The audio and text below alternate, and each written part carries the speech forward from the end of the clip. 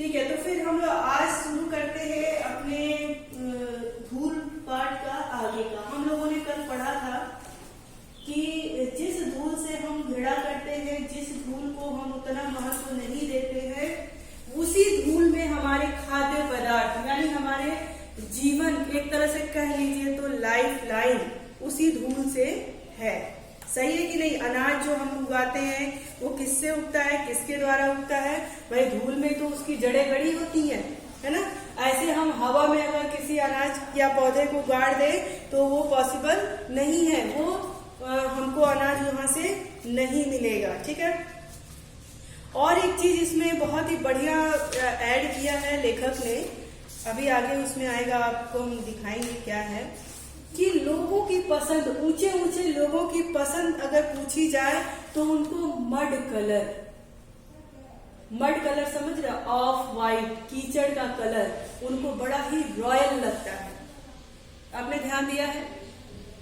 लाल पीला कलर जल्दी किसी को नहीं पसंद आता, है ना। ऐसे जो लोग होते हैं जो अपने आप के अंदर स्टैंडर्डता दिखाते हैं, उनको लाल पीला कलर पसंद नहीं आता, उनको मड कलर पसंद आता है, ऑफ वाइट पसंद आता है। और ये ऑफ वाइट किसका प्रतीक है? हमारे ये धूल का प्रतीक है। ये कलर सबको पसंद आता है, लेकिन हम क्या करते हैं? हम उसी धूल से घृणा करते हैं, हम धूल से बचते हैं, हम धूल में जाना नहीं चाहते। धूल उड़ता है तो हमें बड़ा ही अजीब सा लगता है। हाँ ठीक है, धूल आंखों में पड़ जाए, लेकिन जैसे उसे हम घृणा नहीं करना है, धूल से हमें घृणा नहीं करना है। चलिए अब देखिए क्या कहते हैं लेखक ने, बहुत ही बढ़िया इसका उदाहरण दिया है। हाँ बताइए। यस, हाँ, धूल से हमें लगाव करना है। हाँ, धूल से हमें, धूल की इज्जत, धूल का लगाव हमें करते रहना चाहिए। अब देखो बच्चों, बात करते हैं कि शिशु भोलानाथ के संसर्ग से तो मैले जो करत गात की नौबत आई। कल हमने बात करी थी कि धन्य धन्य वो है ना, इसमें धन्य धन्य वे हैं नर मैले जो करत गात कन्या लगाए धूल ऐसे लड़का की, है ना। तो एक तरह से तो उस मिट्टी को, उन लोगों को धन्य बोला है ना, कि वो जो अपने छोटे बच्चों को और लड़काई में, बचपने में धूल मिट्टी में ही बड़े हुए हैं, और एक तरफ क्या कर दिया, उस शरीर को मैला बोल दिया। फिर वही कह रहे हैं कि शिशु भोलानाथ के संसर्ग से तो मैले जो करत गात की नौबत आई, अखाड़े की मिट्टी से सनी हुई देह से तो कहीं उपकारी ही आने लगी, ऐसा लेखक कहते हैं। और हमने कल यहाँ पे चर्चा भी किया था कि अखाड़े की मिट्टी किससे रिझाई जाती है ना, और उस अखाड़े की मिट्टी से क्या तात्पर्य, कैसे जो पहलवान होते हैं, जो हमारे अखाड़े में खेलने वाले, उतरने वाले जो पहलवान होते हैं, कैसे उस मिट्टी का अपने मस्तक से लगाते हैं और उसमें गौरवान्वित होते हैं। अब हम बात करेंगे थोड़ा आगे के पैराग्राफ से बढ़कर कि शरीर और मिट्टी को लेकर संसार की असारता पर बहुत कुछ कहा गया है। कह रहे शरीर और मिट्टी को लेकर के, जैसे हम कहते हैं ना, क्या लेके आए हो जगत में, मिट्टी का शरीर है और मिट्टी में मिल जाएगा। तो वही लेखक कह रहे हैं कि शरीर और मिट्टी को लेकर के संसार की असारता पर, यानी जिसका जो संसार ने सार बताया है, उसमें बहुत कुछ कहा जा सकता है। परंतु यह भी ध्यान देने की बात है कि जितने सार तत्व जीवन के लिए अनिवार्य है। लेखक कह रहा है कि मिट्टी और शरीर को लेकर के बहुत सारी बातें हैं, लेकिन उसमें एक चीज और हमारे ध्यान देने की बात है कि जितने भी सार तत्व जीवन के लिए अनिवार्य हैं, वे सब कहाँ से मिलते हैं? मिट्टी से मिलते हैं।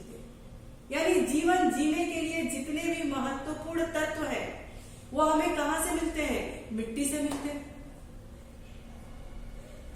अब देखिए, जिन फूलों को हम अपनी प्रिय वस्तुओं का उपमा बनाते हैं, कह रहे जिन प्रिय वस्तुओं को हम एक अपनी फूलों को हम प्रिय उपमा, कोई भाई किसी को अगर कहते हैं कि तुम फूल जैसी सुंदर हो, फूल जैसी कोमल हो, ये फूल कितना सुंदर है ना, तो अगर उसकी पदवी भी देते हैं, उसकी उपमा भी करते हैं, या फिर फूलों की सराहना करते हैं, तो वो फूल भी कहाँ से उगते हैं? वो फूल की जड़ें भी तो उसी कीचड़ में है कि नहीं है? Yes ma'am. ऐसा तो नहीं कि उस फूल की जड़ें कहीं एकदम सुंदर से ऐसे ही हम डाल दिए किसी फ्लावर पॉट में, उसमें कीचड़ नहीं है, बस फ्लावर पॉट है और फ्लावर पॉट मेरा सोने का है, सुंदर है ना, तो क्या वो जड़ें उसमें जीवित रह पाएंगी? नहीं रह पाएंगी, मर जाएंगी। उनकी भी लाइफ लाइन क्या है? जड़। उसका ध्यान रखना पड़ेगा बिल्कुल। हमें उस और एक चीज, जो अनाज हम खाते हैं, ये जो दाल चावल गेहूं रोटी सब बना करके जो आप अपने घरों में खाते हो, रोज आपके जीवन में ये शामिल है ना, वो अनाज कहाँ पैदा होता है? उसी मिट्टी में पैदा होता है। तो हम मिट्टी की बेइज्जती क्यों करें? उस मिट्टी से घृणा क्यों करें? आगे देखो क्या कहते हैं। कहते हैं वे सब मिट्टी की उपज है, रूप रस गंध स्पर्श इन्हें कौन संभव करता है ना? कह रहे कि रूप रंग स्पर्श इन्हें कौन सा? अब आप देख लो, भगवान की मूर्ति बनती है, किससे बनती है? आप दुर्गा पूजन करते हो, अभी दिवाली में गणेश लक्ष्मी की मूर्तियां ले आओगे, वो किससे बनी है? उसको रूप रंग किसने दिया है? आकार किसने दिया है? उस मिट्टी ने दिया है। माना कि मिट्टी और धूल में अंतर है। लेखक कहता है कि माना कि मिट्टी और धूल में अंतर है, लेकिन उतना ही है जितना शब्द और रस में है। शब्द और रस की बात क्यों कही है? शब्द मीठे भी होते हैं और रस तो मीठा होता ही है। तो रस को हम पीते हैं, भाई चीनी घोल के पानी पी रहे, वो रस क्या हो गया? मीठा है। रस भी मीठा है और शब्द से भी हम मीठा बोलते हैं, भाई कटु भी बोलते हैं, मीठा भी बोलते हैं। तो कह रहा बस उतना ही अंतर है जो शब्दों से रस घोले और रस में, है ना। फिर क्या कह रहे हैं कि और देह और प्राण में, देह और प्राण में, भाई शरीर हमारे पास है, उसमें प्राण न रहे, किस काम का है? और प्राण है और शरीर ही हमारे पास नहीं है, तो सिर्फ उतना है चांद और चांदनी में। मिट्टी की आभा का नाम है धूल। आभा यानी परछाई, यानी जो मिट्टी, जो जमीन में मिट्टियां हैं और उसी के जो कुछ कण अलग हो जाते हैं, उसी को हम क्या कहते हैं? धूल कहते हैं। उसी को लेखक ने आभा कहा है, परछाई कहा है। कहा है कि मिट्टी और धूल में कितना अंतर है? मिट्टी, धूल भी मिट्टी ही है, परंतु मिट्टी से जो कण थोड़े अलग हो गए हैं, उसकी परछाई को ही हम क्या कहते हैं? मिट्टी कहते हैं, धूल कहते हैं। ठीक है। फिर क्या कहते हैं कि और मिट्टी के रंग रूप की पहचान उसके धूल से ही होती है। मिट्टी के रंग रूप की पहचान उसके धूल से ही होती है। ग्राम भाषाएं अपने सूक्ष्म बोध से धूल की जगह गर्द का प्रयोग कभी नहीं करते। कहते हैं जो गांव के लोग हैं, अपने बोध से, अपने चिंतन शैली से, अपने समझ की शक्ति से कभी भी धूल को गर्द नहीं कहते। गर्द और धूल में अंतर है। गर्द यानी गर्दा, है ना, वो खराब चीज है, ठीक है। लेकिन धूल क्या है? मिट्टी है, इसीलिए वो गर्द नहीं कहते। गर्द किन चीजों को कहते हैं? जो धूल उड़ती है उसको गर्द नहीं कहते हैं। जो कुछ सफाई करते समय उसमें से जो उसके जो कण निकलते हैं उनको वो गर्दा बोल देते हैं, उनको गर्द बोल देते हैं। लेकिन जो ये मिट्टी से जो धूल उड़ती है उसको वो धूल ही कहते हैं। जबकि ग्रामीण समाज में इतना विकसित उनका नहीं हुआ, वो बोल सकते थे लेकिन वो नहीं बोलते। क्यों? क्योंकि उनको धूल की इज्जत करनी आती है, वो मिट्टी से जुड़े हुए लोग होते हैं। अब आगे बात करेंगे हम धूल वह जिसे गोधूली शब्द में हमने अमर कर दिया।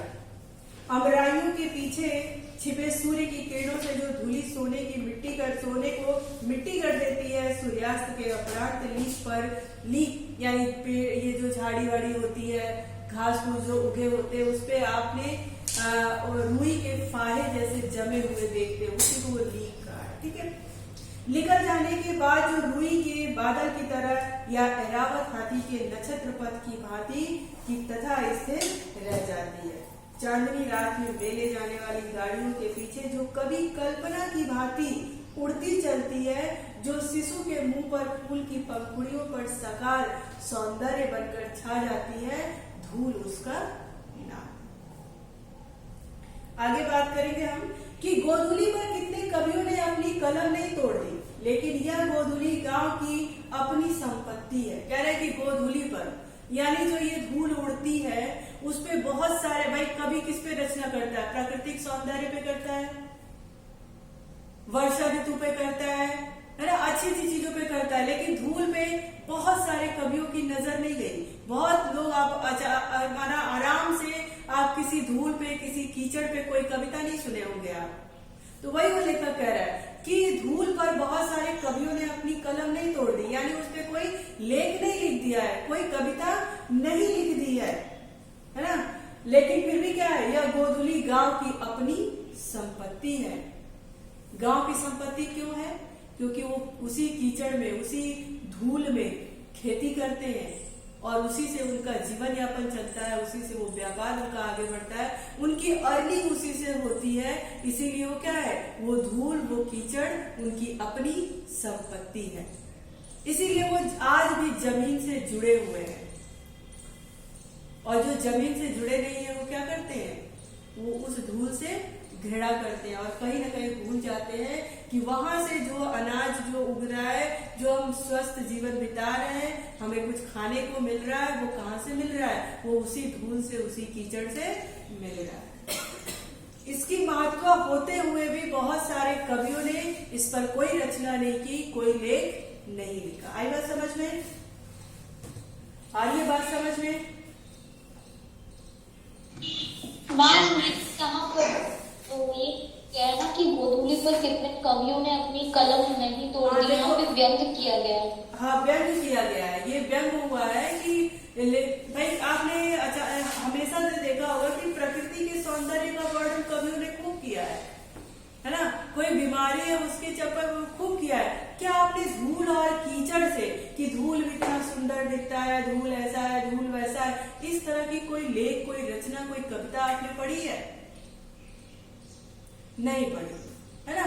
तो वही लेखक जो है, वही कवियों पे उन्होंने व्यंग किया है कि बेशक किसी कवि ने, किसी लेखक ने गोधूलि पे अपनी कलम ना तोड़ी हो, पर जो ग्रामीण लोग हैं, जो गांव के लोग हैं, उनके लिए धूल क्या है, उनकी संपत्ति है। जो शहरों के बाटे नहीं पड़ी, कह रहा है कि जो शहरों के बाटे यानी शहरों के पक्ष में नहीं पड़ी है, शहरी लोग उसको, उसके महत्व को नहीं समझ रहे हैं। ये एक प्रसिद्ध पुस्तक विक्रेता निमंत्रण पत्र में गोधूलि की बेला में आने का आग्रह किया गया। देखिए, हमने कल बताया था कि गोधूलि, एक तो जो घोड़े वोड़े चलते हैं, गाय वाय चलती है और उसके खुरों से जो धूल उड़ते हैं उसको गोधूलि कहा जाता है। और एक गोधूलि बेला है ना, न शाम है न रात है, उस बीच की जो समय होता है उसको हम क्या कहते हैं, गोधूलि कहा है। तो वही कह रहे हैं कि पुस्तक विक्रेता के निमंत्रण पत्र में गोधूलि बेला के आने का आग्रह किया गया था, लेकिन शहर में धूल धक्कड़ के होते हुए भी गोधूलि कहाँ। सही बात है कि नहीं? शहर में धूल धक्कड़ तो है, पर गोधूलि कहाँ है? यह कविता की विडंबना थी और गांव में भी जिस धूलि को कवियों ने अमर किया है, वह भी हाथी घोड़ों के पंख संचालन से उत्पन्न होने वाली धूल नहीं है, वरन क्या है, गोपालों के पदों की धूली है। गोपालों के पदों की धूली है। गो यानी गैया और उसको चराने वाले जो चरवाहे हैं, गोपाल है ना, गोपाल श्री कृष्ण को भी कहा गया है, उनके चरणों से जो उड़ती हुई धूल है उसकी बात करी गई है। लेकिन कवियों ने, लेखकों ने इसको क्या कर दिया, घोड़े, हाथी, जानवर, उनके जो खुरों से, उनके जो पैरों से जो धूल उड़ती है उसकी चर्चा की है। लेकिन सही मायने में ये किसकी चर्चा कर रहे हैं, गोपालों की। गैया चराते समय जो श्री कृष्ण के उससे जो धूली उड़ती है उसकी चर्चा यहाँ पर की गई है। फिर क्या है, नीच को धूरी समान वेद वाक्य नहीं है, सती उसे माथे से, योद्धा उसे आंखों से लगाता है। यूलिसिस के प्रवास से लौटने पर इथाका की धूली चूमी थी। क्या दिया है, नीच को धूरी समान। लेकिन देखिए उसकी उपमा क्या कर दिया है, नीच को, कोई छोटा व्यक्ति है नीच जाति का, उसको हम क्या समझते हैं, कहते हैं तुम धूल के बराबर हो, ऐसी बात करते हैं ना। तो कवि ने, लेखक ने यही व्यंग किया, उसको धूल सवार, वेद वाक्य नहीं है ना, वेद वाक्यों में उस धूल को समाहित नहीं किया। क्या किया, किसी नीच से उसकी पदवी दी थी। फिर क्या कहे, सती उसे माथे से, योद्धा उसे आंखों से लगाता है, जबकि सती स्त्री उसको माथे से लगाती है और वीर योद्धा भी उसको माथे से लगाता है। यूलिसिस जब प्रवास से विदेश से वहां से लौट रहा था, लौटने पर इथाका की धूली चुनी थी। इथाका जो जगह थी उसकी धूली को, उसके जमीन को अपने माथे से लगाया था, उसको चुमा था। यूक्रेन के मुक्त होने पर एक लाल सैनिक ने उसी श्रद्धा से वहां की धूल का स्पर्श किया था। श्रद्धा, भक्ति, स्नेह, इनकी चरम व्यंजना के लिए धूल से बढ़कर और कौन साधन है। आपने देखा होगा कि जब आप किसी स्टेज पे जाते हो, कहीं मंचन करने जाते हो, आप कहीं कोई प्रदर्शन करने जाते हो, तो आप अपने उस मंच को प्रणाम करते हो। सही में वो मंच का प्रणाम आप नहीं करते हो, आप अपनी उस धूरी का प्रणाम करते हो, आप अपनी उस मिट्टी को प्रणाम करते हो। मंच बस एक आधार है। वो मंच कहाँ से जुड़ा था? उस जमीन से जुड़ा। आ रही बात समझ में आप लोगों को? क्लास आपको बात समझ में आ रही है? Yes ma'am. चलिए आगे बढ़ते हैं। धूल धूली धूली धूरी आदि की व्यंजनाएं अलग अलग हैं। धूल जीवन का यथार्थवादी गद्य है। देखिए ये जो धूल, धूली, धूली और धूरी, इसको 4 तरीके से लिखा गया है और चारों का अपना अलग अलग वो है। देखिए धूल का जीवन यथार्थवादी गद्य, धूली उसकी कविता, धूली छायावादी दर्शन, इसको अंडरलाइन कर लीजिएगा। धूली छायावादी दर्शन जिसकी वास्तविकता संदिग्ध है ना। और धूरी लोक संस्कृति का नवीन जागरण है। धूरी यानी जगह, सतह, ये क्या है? ये नवीन संस्कृति का एक वो है, जागरण है, नवीन जागरण है। इन सब का रंग एक ही है, रूप में भिन्नता जो भी हो। मिट्टी काली, पीली, लाल, तरह तरह की होती है। कितने प्रकार की मिट्टी होती है? हम कई प्रकार की होती हैं। नाम बताएं। काली मिट्टी, लाल मिट्टी, दोमट मिट्टी, रेतीली मिट्टी और कौन सी मिट्टी? नाम हिंदी में नहीं पता। अंग्रेजी में बता दो बेटा। Ma'am black soil, soil, Sandy soil, loamy soil. हाँ, उसको हिंदी में कहते हैं लाल मिट्टी, काली मिट्टी, दोमट मिट्टी, उपजाऊ मिट्टी, कंक्रीटी मिट्टी, है ना। 7 तरह की कुछ मिट्टी होती है, ठीक है। उसको कंफर्म कर लेना और हिंदी में भी उसका नाम याद कर लेना। अच्छी चीज है, ये सब जीके की चीजें होती है, ठीक है। चलिए आइए बात करते हैं। एक लैटेराइट मिट्टी, हाँ, बिल्कुल आपने इंग्लिश में हल्दी मिट्टी को काली एवं दलदली मिट्टी, हाँ। रेतीली मिट्टी, कांप मिट्टी मैम एल्यूवियल सॉइल वाली होती है। हाँ, हाँ। और बानो वाली सॉइल हम जलोढ़। हाँ, जलोढ़ मिट्टी भी होती है। जलोढ़ मिट्टी को 7 या 8 तरह की मिट्टी होती है। थोड़ा सा मैं बोले 7 तरह की होती, कितनी होती है? 7 ही होती है ना। हाँ, 8 प्रकार की मिट्टी होती है ना।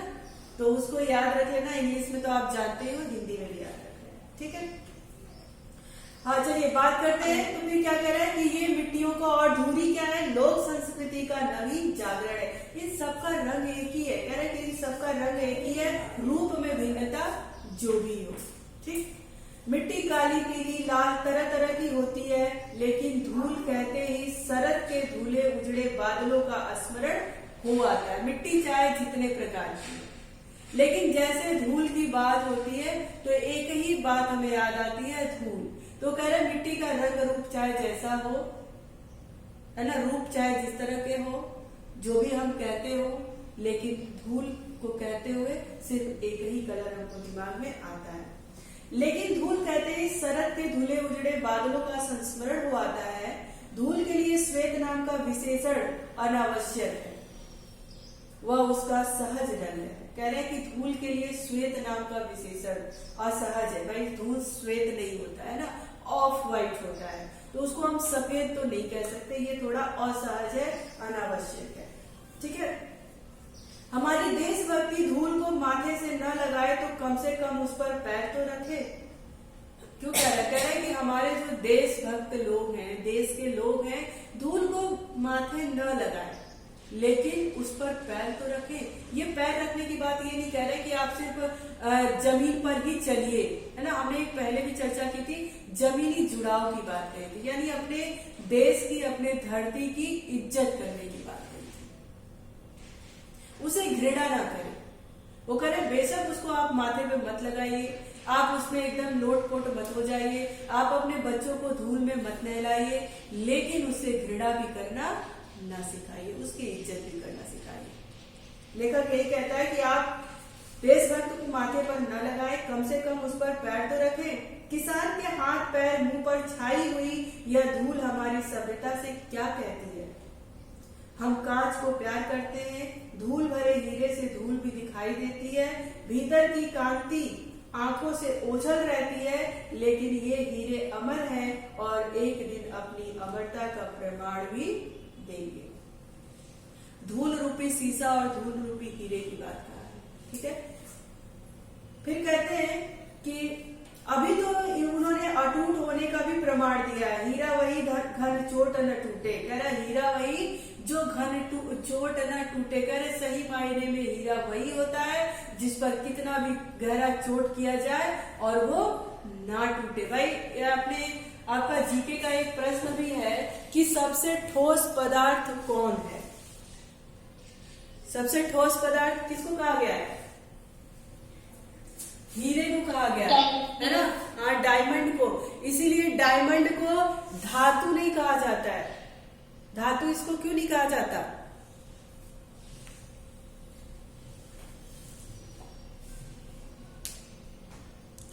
धातु क्यों नहीं कहा जाता बेटा? जैसे आपके पास सोना, चांदी, कांसा, तांबा ये सारी धातु है, तो लोहा इसको तो हम पिघलाते हैं ना, लेकिन क्या हीरे को पिघलाते हैं?